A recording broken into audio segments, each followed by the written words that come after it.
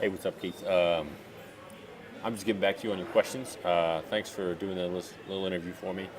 Your first question is, can you give us a quick overview of who you are and what you do? My name is Jacob Hiller.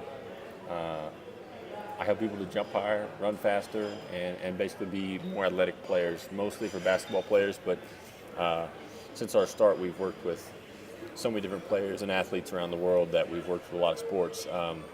Personally, I'm previously a professional basketball player. I still keep my vertical leap to over 40 inches, and I'm just obsessed with getting people as explosive as possible. And my background is I tried everything when I was a kid and didn't work in time. Out of high school, I had done basically every program on the planet, and my second year of college is when I actually figured out how to do it, and I got my vertical to 44 inches and kept training, and I eventually played pro basketball in Mexico and ended up writing a book about how to do it. And the book took off, and we've had a lot of people be successful with it. Anyway, so that's kind of it in a nutshell. What's the biggest mistake that people make with the vertical? I think it's the training protocols that they use. For example, a lot of training protocols. Previously, the most popular program on the market would tell people to do repetitions of up to 100, 500, even 1,000. And when you're doing high repetitions like that, you're training your anaerobic endurance. You're not training yourself to be explosive.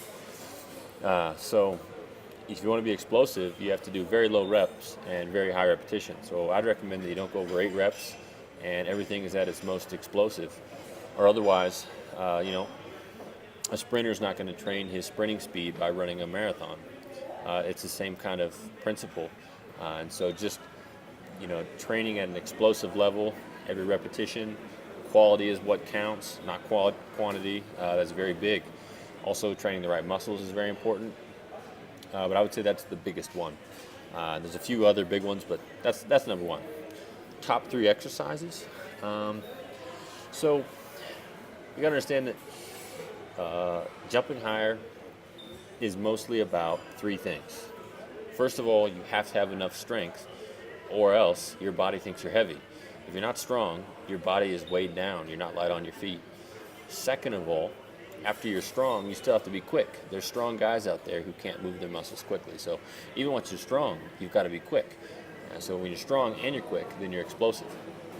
Third, you've got to have the technique and coordination down. So you can be strong and quick, but strength and quickness is going to be applied to a specific movement. So if you're not able to apply that strength and explosive ability to a specific movement, it's not going to do you any good. For example, if you're uncoordinated, you could have all the strength and even the quickness necessary, but you're not able to apply it to a specific movement. So, working on your strength, and I have a special exercise that I call sport-specific, or I call them joint angle specific squats, and that's when you use the exact angle that you would jump with as your squatting angle, because there's lots of different types of squats. So I would say squat is the top exercise, but not just any squat. Some types of squats won't help they won't help you at all. So you got to do the proper type of squat. And then number 2, I would say maybe a jump squat. So that's a jump squat where you're actually getting off the ground, perfect landing, back up in the air. And number 3 would be a plyometric exercise related to the sport-specific movement. So you're kind of covering all your bases with those 3. Obviously, your training economy, your training economics, like how much time you can train each week, is going to permit you to basically do all the best exercises. And that's what I recommend you do, is find out everything you can do and do all of those things. It'd be different if there was like so many things that you couldn't do them all, but there's really not that many things. So once you have those down, you need to master those exercises and movements and continue to make progress. Nutrition is very important for boosting your vertical and can be a make or break. Perfect nutrition won't get you a vertical, but it will support everything you're doing, or it will undermine everything you're doing. So it has to be there, and it will help you get muscles growing faster. It would help you get your nervous system moving better. So it's definitely about training correctly, but you have to have that foundation of a good diet and nutrition. Stretching is important for a lot of reasons.